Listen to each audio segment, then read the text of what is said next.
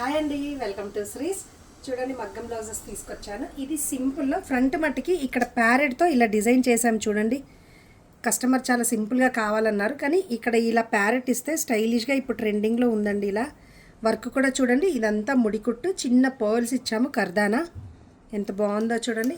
Back వచ్చేసి చిన్న స్కాలప్లో ఇలా చిన్న చిన్నగా లీవ్స్ లాగా ఇచ్చాము చూడండి.